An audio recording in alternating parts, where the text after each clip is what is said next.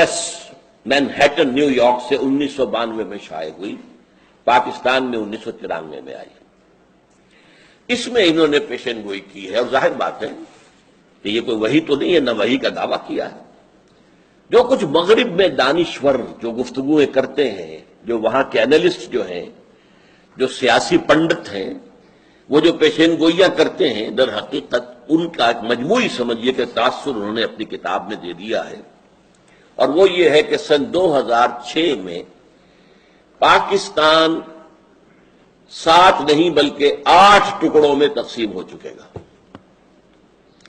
ان میں سے 3 تو ہوں گی انڈیپینڈنٹ اسٹیٹس، بلکہ 4 انڈیپینڈنٹ اسٹیٹس ہوں گے۔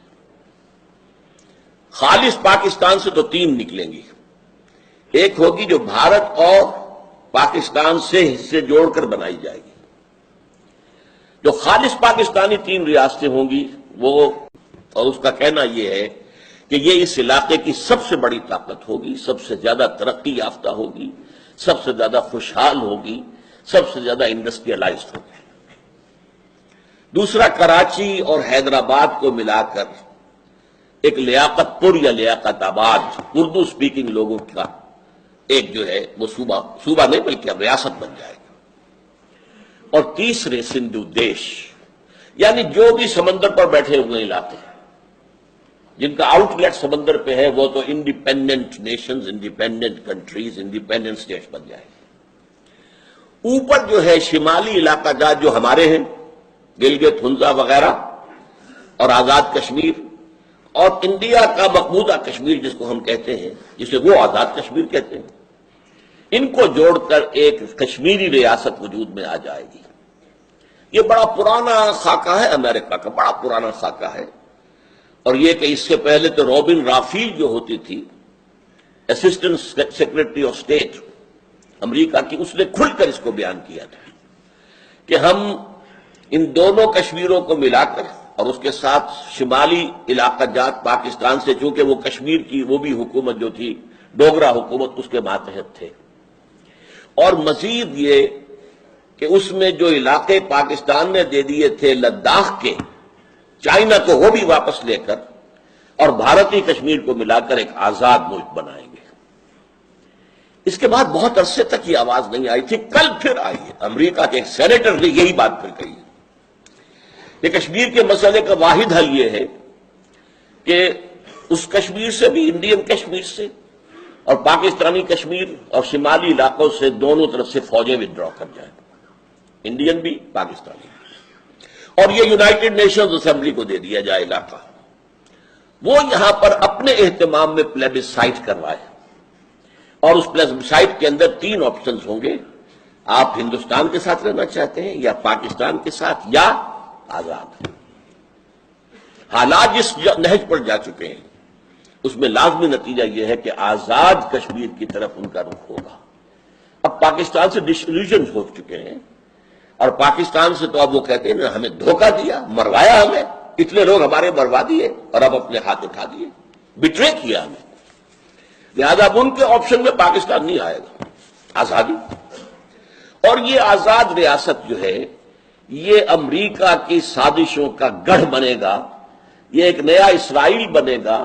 ایک اسرائیل ایشیا کے ویسٹ میں ہے، ایک اسرائیل ایشیا کے بطن میں، ایشیا کے ہارٹ میں، درمیان میں قائم کیا جائے گا، اس لیے کہ کنٹینمنٹ آف چائنا پالیسی اب اسی طریقے سے ہے امریکہ کی جیسے 40 برس تک containment of Russia, of USSR policy تھی۔ اس کے لیے اسے یہاں قدم جمانے کا موقع مل جائے تو اور کیا چاہیے۔ وہ ایک ایک کشمیری کو سونے چاندے میں تول سکتا ہے، ان کو بڑی سے بڑی مراعات، مدد، امداد، ان کو خوشحال بنانے کے لیے، تاکہ اس کا عمل دخل جو ہے اس علاقے کے اندر قائم ہو جائے۔ بہرحال میں نے تھوڑی سی تفصیل اس کے بیان کر دی کہ یہ پرانی اسکیم ہے جو اب پھر اٹھ کر سامنے آ رہی ہے۔ تو 4 تو یہ ریاستیں انڈیپینڈنٹ ہوں گی، بلوچستان، لیاقت آباد اور سندھو دیش اور آزاد کشمیر، پورا آزاد کشمیر، پورا کشمیر، اور 4 حصے پاکستان جو باقی رہ جائے گا وہ ہوں گے شمالی پاکستان، چترال سے لے کر اور یہ جو علاقہ کہلاتا ہے مالاکنڈ کا پہاڑ، یہاں تک۔ مالاکنڈ کے پہاڑ سے لے کے نیچے جتنا پختون علاقہ ہے یہ سینٹرل پاکستان، مغربی پاکستان. اور پھر یہ ہے کہ سندھ میں سے سندھ دیش بناتے ہوئے چھوٹی سی پٹی نکالی جائے گی کہ جو اس پاکستان کو جو بقیہ ہے بچا کچا پاکستان، اس سے بھی اپروچ سمندر تک مل جائے. وہ وہاں پر اپنی کوئی، اس لیے کہ موجودہ جو ہے کراچی وہ تو چلا جائے گا لیاقت آباد کے پاس، لیاقت پور کے پاس. پورٹ قاسم جو بنا دی گئی ہے وہ سندھ دیش کے لیے ہے، تیار ہو رہی ہے. تو بہرحال بقیہ پاکستان کے لیے بھی کوئی چاہیے، کوئی کوریڈور دے کر سندھ سے، اور وہاں پر جو ہے اس کو پہنچا دیا جائے گا سمندر تک تاکہ اس کا بھی آؤٹ لیٹ ہو. باقی پاکستان سینٹرل پاکستان ہوگا، اس میں پنجاب ہے اور سرائکی علاقہ ہے کافی، کچھ سرائکی علاقہ بلوچستان میں چلا جائے گا، کچھ سندھ میں جائے گا، جو باقی ہوگا وہ اس سینٹرل پاکستان میں آ جائے گا. یہ ہے پیشن گوئی، کسی کافر کی نہیں ہے، کسی یہودی کی نہیں ہے، لیکن ظاہر بات ہے کہ اس وقت جو بھی اس فضا کے اندر، اور یہ سن 92 کی بات ہے جو کہی گئی ہے، یہ آج کی بات نہیں ہے. دوسری پیشن گوئی، یہ امریکہ کا سب سے اونچا تھنک ٹینک جو ہے، اور یہ امریکہ کی وزارت خارجہ کی پالیسی ونگ جو ہے اس کا تھنک ٹینک ہے. اس میں 15 سب سے اونچے اداروں کے سربراہ شامل ہیں. انہوں نے یہ پیشن گوئی کی تھی چند سال پہلے، سن 2000 کے اندر یہ آئی ہے، 16 ستمبر 2000 کو، اور یہ شائع ہوئی ہے جنگ میں. اس میں کہا گیا ہے کہ 2020 میں پاکستان کے نام سے کوئی ملک نہیں رہے گا. گویا کہ وہ حشر کہ جو ہوا تھا سلطنت عثمانیہ کا اور USSR کا، وہ پاکستان کا بھی ہو جائے گا. جنگ نے اس خبر کو شائع کیا. سب سے پہلے یہ شائع ہوئی تھی رپورٹ بھارت کے ایک جریدے آؤٹ لک میں. جنگ نے شائع کیا اپنی 16 ستمبر سن 2000 کی اشاعت میں، ساتھ یہ لکھ دیا کہ اسے کسی مجذوب کی بڑ نہ سمجھا جائے. اس پر جو ہے سنجیدگی سے غور ہونا چاہیے کہ سن تو صحیح جہاں میں ہے تیرا فسانہ کیا. تیسری بات، رابرٹ کیلان، ان کا ایک مضمون شائع ہوا نوائے وقت میں، یہ بھی ستمبر کا مہینہ ہی ہے، 20 ستمبر 2000 کو، دی اینڈ آف دی ارتھ. اس میں وہ کہتے ہیں کہ پاکستان از اے فیلڈ اسٹیٹ، ہر اعتبار سے یہ ناکام ریاست ثابت ہو چکی ہے.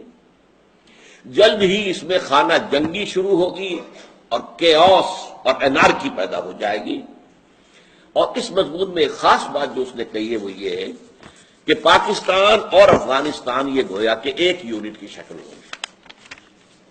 یہ ہے، میں نے چند حوالے آپ کو دیے ہیں کہ سن تو صحیح جہاں میں ہے تیرا فسانہ کیا، کہتی ہے خلق غائبانت، کہتی ہے خلق خدا تجھے غائبانہ کیا. اب آئیے اس کے اصل اسباب کیا ہے، کیوں ایسا ہوگا، جبکہ میں بھی کہہ رہا ہوں کہ پاکستان کے خاتمے کی الٹی گنتی شروع ہو چکی ہے. یہ میرا موقف ہے. تو اس کے اسباب کیا ہیں؟ میں ان کو 2 حصوں میں تقسیم کرتا ہوں. ایک تو ہے اصلی اور بنیادی، اور نمبر 2 داخلی اور خود کردہ. یہ ایک ہی کی تقسیم میں نے کی ہے، جو اصلی ہے، بنیادی ہے، داخلی ہے، خود کردہ ہے. یہ خود کردہ کے بارے میں آپ کو وہ مصرع ذہن میں آ گیا ہوگا کہ خود کردہ را علاج نیست. کسی اور نے آپ کے ساتھ کوئی برائی کی ہو تو شاید کوئی اس کا مداوع ہو سکتا، آپ نے خود کی ہو تو اس کا کوئی مداوع نہیں. وہ کیا ہے؟ پاکستان کے قیام کا جو اصل مقصد اس کو ہم نے ترک کیا. اب یہ ایک بے مقصد ملک ہے. یہ ایسا تیر ہے جس کا کوئی ہدف ہی نہیں. وہ تیر نیم کش جس کا نہ ہو کوئی ہدف. جو مؤسسین پاکستان تھے اقبال اور جناح، انہوں نے کہا تھا کہ ہم عہد حاضر میں پاکستان اس لیے چاہتے ہیں کہ عہد حاضر میں اسلام کے اصول حریت و اخوت و مسامات کا ایک عملی نمونہ دنیا کے سامنے پیش کریں، عملی نمونہ، تاکہ ایک لائٹ ہاؤس وجود میں آ جائے پورے عالم میں.